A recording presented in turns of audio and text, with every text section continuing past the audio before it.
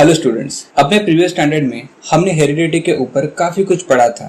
Heredity क्या है और हेरिडिटी से रिलेटेड कई कुछ जानकारियां हमने समझी थी।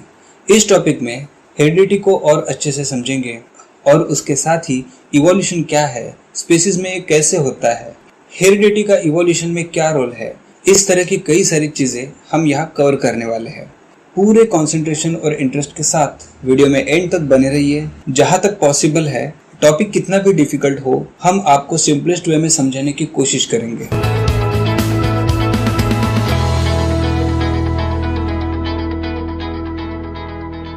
ओके, तो हेरिडिटी क्या है? Transfer of biological characteristics from one generation to another via genes. कई कैरेक्टर्स जनरेशंस में कॉमन दिखते हैं। पेरेंट्स और उनके ऑफस्प्रिंग्स में कई सिमिलैरिटीज देखने को मिलती है।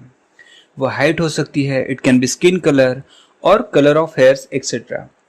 हेरिडिटी में मेन रोल होता है जीन्स का। किसी भी ऑर्गेनिज्म का अपीयरेंस, उसके survival needs, body mechanisms, defence habits, इन जैसी सारी चीजें मीन्स वो ऑर्गेनिज्म कैसा होगा, ये सब जीन्स डिसाइड करते हैं। The segment of DNA which contains all the information for synthesis of a particular protein is called a gene. Proteins हमारी बॉडी का स्ट्रक्चर फॉर्म करते हैं and to synthesize these protein molecules, proteins need information. Proteins को चाहिए genetic information जिस basis पर वह अपने आप को फॉर्म करेंगे, और इस इंफॉर्मेशन को स्टोर करने वाला है डीएनए। डीएनए के अंदर यह सारी इंफॉर्मेशन स्टोर होती है। जीन इसी डीएनए का एक पार्ट होता है।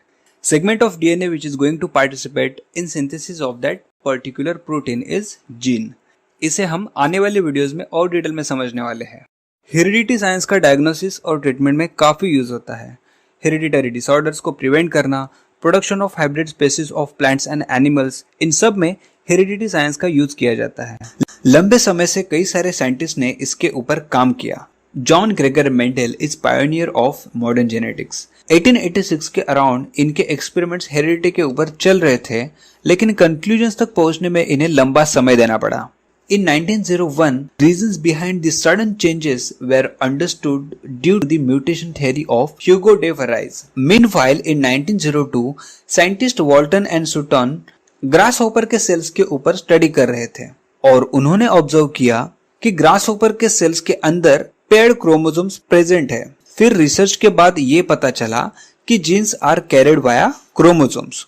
क्रोमोसोम्स इन जीन्स को कैरी करते हैं। फिर 1944 में Oswald Avery, Maclyn McCarty and Colin MacLeod, इन्होंने प्रूव किया कि सारे लिविंग ऑर्गेनिजम्स के अंदर DNA as a genetic material present होता है। In 1961, two scientists, Jacob and Monod, proposed a model for process of protein synthesis with the help of DNA in bacterial cells, जिससे DNA के अंदर छिपी genetic codes की information बाहर आई। Thereby, the technique of recombinant DNA technology was emerged, which has vast scope in the field of genetic engineering.